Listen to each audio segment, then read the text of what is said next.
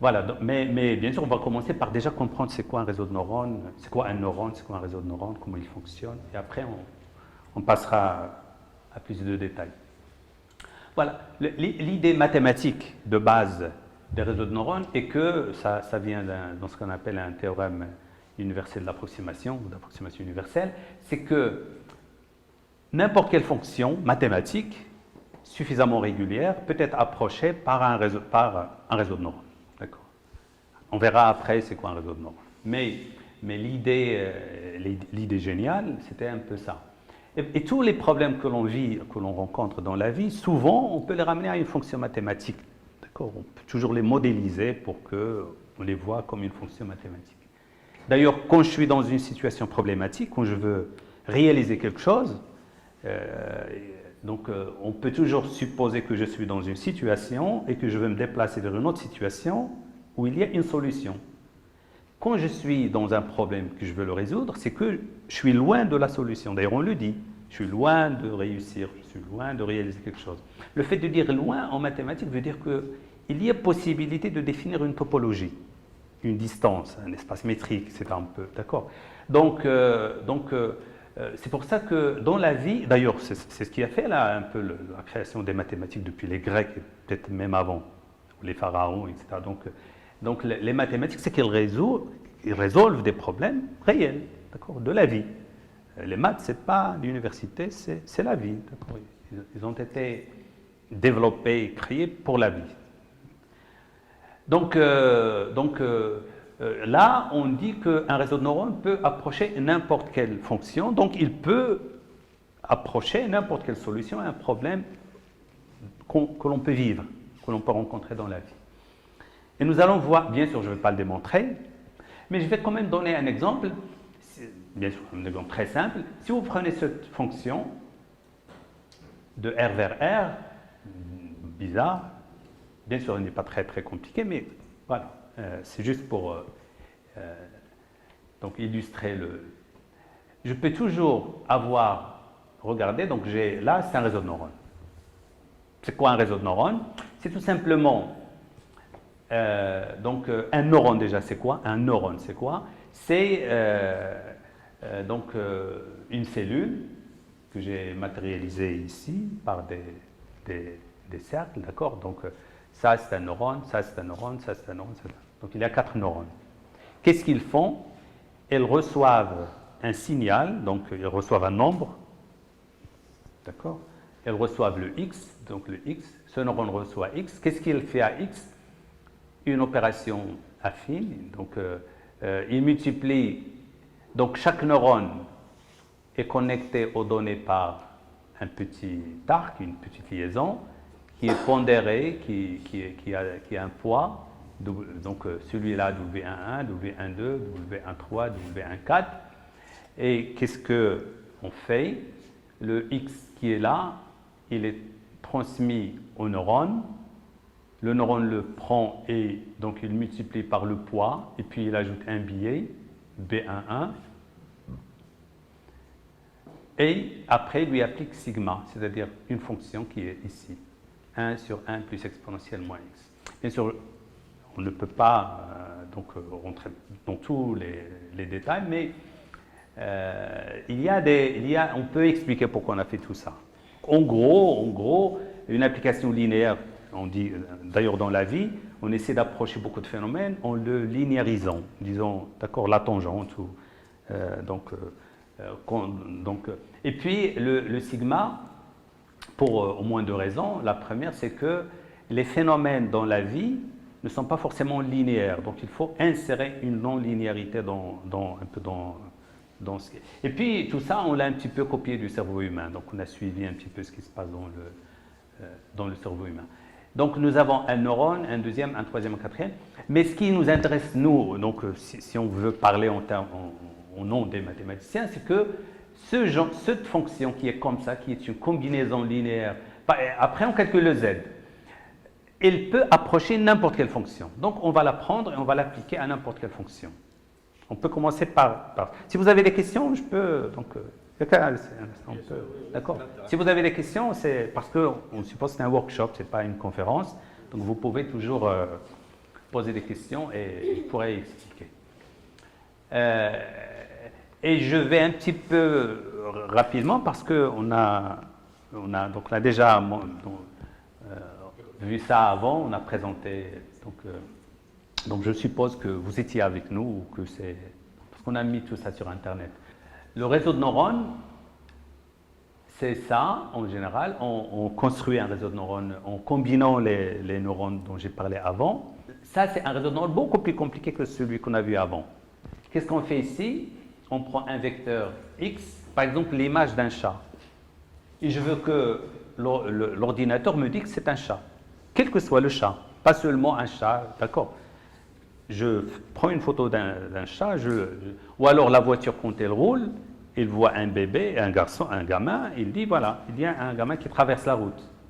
Ou alors le feu rouge ou bien, d'accord? Et il prend une décision et il traverse pas, il ralentit, il accélère en fonction un peu des plaques de signalisation. C'est ce que j'espère. Donc la voiture doit reconnaître les images. Donc il doit pouvoir identifier les images. Les images, ce sont des vecteurs X. Donc supposons que c'est moi et pas la voiture. D'accord. Moi je vois une image, dans ma tête, je dis, c'est par exemple le feu rouge. Le feu est rouge, ou bien il est vert, ou bien, d'accord. La vitesse est limitée, par exemple, à 60 km à l'heure. D'accord. Comment je fais pour reconnaître l'image? Et comme je veux créer une machine intelligente qui fait comme moi, donc la fonction qui associe une image à une image, un concept, par exemple la vitesse, je veux que la machine puisse ait cette même intelligence, cette même capacité. C'est ça l'objectif. Donc, moi, c'est ce qui se passe dans ma tête est presque une boîte noire. Je ne sais pas exactement ce qui se passe. Je ne sais pas comment les choses se produisent. Bien sûr, les gens font et ont fait des recherches. Ils ont une idée de ce qui se passe. Mais moi, je suppose maintenant que des choses bizarres se passent, complexes, etc. Et je vais essayer de les copier. Pour les copier, je vais créer un réseau de neurones. Et à ce réseau de neurones, je lui donne le X, l'image. Et j'aimerais qu'il me donne la réponse. Chat, ou chien, ou feu rouge, ou arbre, d'accord. Un humain, il prend l'image et il produit phi de X, la réponse. C'est clair? Dans mon réseau de neurones, je vais aussi donner X, et il va me donner un phi indice θ de X. Pourquoi je mets phi indice θ? Parce que je vais créer un réseau de neurones, d'accord? Mais avec des poids. Les poids du neurone précédent, j'avais mis W1, W2, etc. C'est que je vais créer un réseau de neurones avec des poids, et je vais espérer que les poids vont être ajustés de manière à ce que quand je donne l'image d'un chat, il me donne un chat. Quand je donne l'image d'un chien, il me donne un chien. D'accord. C'est comme si, pour simplifier, vous dites, il y a une relation entre, par exemple, la quantité que je vends d'un produit et le profit. Et je dis, cette équation, elle va être sous la forme A fois la quantité plus B. Mais je ne connais pas A et B. Qu'est-ce que je fais? Je vends aujourd'hui, je vends demain, je vends après-demain, et j'ajuste le A et le B, d'accord, en fonction de ce qui s'est produit. Parce que j'ai supposé au début que la relation, elle est affine, d'accord, qu'il est linéaire avec un petit biais. Voilà, donc là, c'est un peu la même chose. Sauf qu'au lieu de donner une droite, donc AX plus B, comme il s'agit d'un vecteur déjà complexe, quand je dis image, c'est un vecteur, ça veut dire que l'image, parce qu'il est des pixels, je vais les aligner les lignes, et ça va me donner un vecteur, un grand vecteur, d'accord. On va peut-être revenir à ça après. Donc, mais d'une manière générale, par exemple, quand je fais la traduction du français vers l'anglais ou de l'arabe vers l'anglais ou vers le français, de la même manière, je donne ici une phrase, le X qui va être une phrase, et il va me donner, il va me sortir un peu le mot, ou bien la phrase, dans l'autre langue. Ça aussi, on le fait avec de l'intelligence artificielle. Voilà, donc j'ai parlé on suit une courbe linéaire parce qu'on a des points, des données, et puis parfois la courbe peut être un peu polynomiale, on peut faire du clustering, mais ce qui nous intéresse maintenant, comme j'ai dit parce que c'est un workshop, c'est de comprendre c'est quoi un réseau de neurones, comment il fonctionne, et c'est ça l'exemple qu'on va essayer de détailler. Imaginez que vous avez une image d'objets, chat, chien, etc., table, et vous voulez que la machine vous dise, à la fin, vous sort un Z qui vous dit 1. S'il sort 1, c'est chat. S'il sort 0, c'est chien. On va supposer que c'est une classification binaire. On parle de classification binaire lorsqu'il s'agit de faire une classification entre deux classes, deux objets, deux types de catégories. Voilà. Et on va supposer qu'on a seulement trois nombres, donc un vecteur de 3 composantes, A1, A2 et A3. Qu'est-ce qu'on fait dans un réseau de neurones? Dans un réseau de neurones, on prend le A1, le A2, le A3 et on le passe à la couche qui est au milieu. On parle de couches. La couche d'entrée, c'est la première. La couche cachée, c'est la suivante. Et puis la couche de sortie, c'est là où j'ai le S2, 1, d'accord. Les notations, ils sont peut-être, d'accord, ils peuvent paraître un peu compliqués, mais l'essentiel, ce que vous devez retenir, c'est que j'ai un vecteur, je fais passer le vecteur par le réseau de neurones, et à la fin, il doit me donner un résultat. Selon mon problème, le résultat peut changer. Si je dois classer entre 3 objets, est-ce que c'est un chien ou un chat? Ou alors, est-ce que c'est 0, 1, 2? Par exemple, dans la classification des nombres, donc 0 jusqu'à 9, donc j'ai 10 possibilités. La sortie, dans ce cas, ça va être une probabilité, ça va être un vecteur de 10 composantes qui contiennent des probabilités. Si c'est 1, 0, 0, 0, c'est que c'est 0. Si c'est 0, 1, 0, 0, c'est que c'est 1.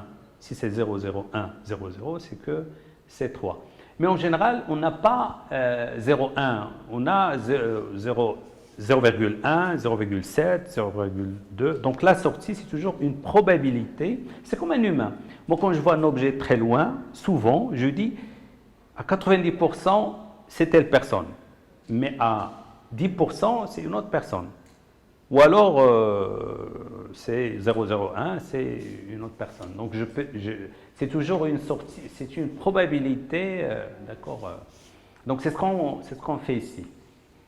Donc, le Z que nous allons avoir ici, à la sortie, ça va être un nombre compris entre 0 et 1, quand il s'agit d'une classification. S'il s'agit d'une régression, ce n'est pas le cas, ça va être un nombre.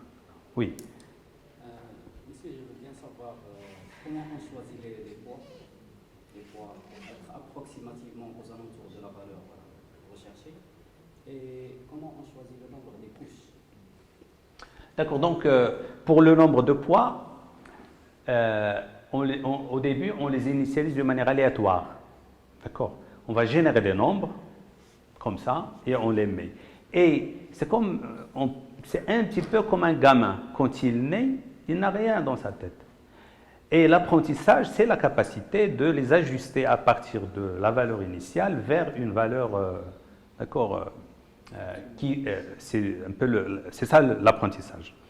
Et l'apprentissage et c'est magique, c'est vraiment magique ce qui se passe, d'accord. On va le voir avec les autoencodeurs, etc. Mais c'est extraordinaire. C'est un peu l'algorithme de rétropropagation qui va ajuster. Et il suffit qu'on dise un peu ce qu'on veut. Il suffit de concevoir une architecture qui, d'après notre expertise, va donner une solution. Et par la magie de la rétropropagation, ils vont s'ajuster d'une manière très, très performante. Pour donner Donc, on ne donne pas les poids. D'accord? Les poids, les W, ce que vous voyez ici, on ne le donne pas. Au début, on les prend les poids égaux à 0. Donc, c'est des zéros. Ou alors, on ne donne pas 0, on donne des valeurs aléatoires avec de petites, d'accord, parfois une distribution de valeurs qui avec certaines propriétés de cette distribution. Mais certaines personnes disent que c'est pas forcément, ça change pas grand-chose. Il y a un Lequin lui dit que ça change. Mais parfois des gens, mais c'est pas ça d'accord, ça pose pas de problème. On initialise comme on veut. Et puis le nombre de couches, etc. On parle d'hyperparamètres, d'accord. Et les hyperparamètres, soit on les donne, soit ils n'ont pas beaucoup d'importance, parfois, d'accord. Mais il y a parfois c'est d'une manière empirique, d'accord. Par exemple, Google vient dans un concours avec une architecture, ils l'emportent, et lorsqu'on leur pose la question comment vous avez fait pour choisir exactement 100 couches ou 60 couches ou 58 couches, et puis avec un certain nombre de neurones, etc., ils ne peuvent pas répondre. Bien sûr, c'est qu'il y a une évolution. Ils ne sont pas partis de rien, ils sont partis d'une autre architecture, ils ont amélioré un petit peu, ils ont passé beaucoup de temps, ils sont nombreux, et puis ils ont quand même quelques intuitions, c'est que le fait, par exemple, de normaliser ou d'ajouter des neurones ou de réduire. Mais il y a, donc ma troisième réponse, c'est qu'il y a aujourd'hui, il y a certaines manières qui nous permettent de définir le nombre de couches, donc des méthodes un peu sophistiquées, d'accord. On va supposer que le réseau de neurones est continu, et puis on le transforme en une équation différentielle ordinaire, et d'accord, il y a une intégration auto-adaptative qui fait que le nombre de couches répond, d'accord, aux non-linéarités rencontrées dans le problème. Mais il y a aussi quelque chose que les gens utilisent beaucoup et qui est un peu standard, c'est que on considère les hyperparamètres comme des paramètres objets à une optimisation. Donc on prend la solution, on modifie un petit peu, et je vois, si j'ajoute les couches, ça améliore, donc ça devient un problème d'optimisation lui-même. D'accord. Ça aussi, d'ailleurs, c'est ce que je viens de dire vers la fin, c'est la méthode classique pour le choix des hyperparamètres. C'est optimiser, c'est transformer les hyperparamètres en variables aussi d'un problème d'optimisation un peu méta du modèle. Donc voilà, donc le nombre de couches, ici bien sûr c'est pour illustrer le nombre de couches, on le choisit donc une seule couche au milieu, donc une seule couche cachée, et puis voilà la sortie. Est-ce que vous savez ce qui se passe ici, dans chaque neurone? Donc je vais vous le montrer, je pense qu'il est là, en bas. Voilà. Dans le neurone, donc qu'est-ce qu'on fait ici? Nous avons des données. Nous avons ici 2 neurones. Ici, à l'entrée, nous avons 4 entrées. Disons 4 neurones d'entrée. Là, nous avons 2 neurones. On aurait pu mettre 5, 6, 7. C'est juste pour montrer ce qui se passe dans un neurone et dans un réseau de neurones. Ce n'est pas pour justifier. Donc, on calcule S11. C'est quoi S1? C'est tout simplement A11W1, c'est-à-dire ce nombre. Chaque neurone est lié à l'ensemble des neurones de la couche d'avant. Et il calcule S11, c'est-à-dire une sommation, sigma, parfois on la note sigma, donc une somme linéaire de ces nœuds. Et puis il ajoute un billet. Mais là, même le billet, on l'a mis un peu dans cette couche pour simplifier l'écriture. Donc c'est une écriture linéaire, c'est une fonction linéaire des entrées, et puis c'est-à-dire des pixels, par exemple, de l'image d'un chat, et de 1. AX plus B, pour avoir le B, parce que les droites ne passent pas forcément par l'origine. Voilà, donc, et puis dans le deuxième neurone, nous avons la même chose, sauf que j'utilise d'autres poids, les poids qui lient ce neurone à la couche d'entrée. Et quand je fais ces calculs, après je leur applique, donc la sortie de ce neurone, c'est quoi? C'est sigma, j'applique une fonction, on appelle ça fonction d'activation. j'ajoute une non-linéarité au problème.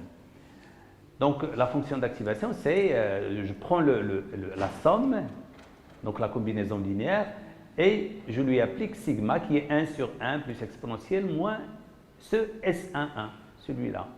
La même chose pour la sortie de ce neurone. La sortie B1 et la sortie B2 des deux neurones, je les passe au neurone suivant de la même manière, c'est-à-dire le S de 1 c'est quoi? C'est une combinaison linéaire de ça des deux neurones, et puis du biais de 1, donc pour aussi avoir un biais, et puis j'applique sigma. Voilà. Et j'ai Z.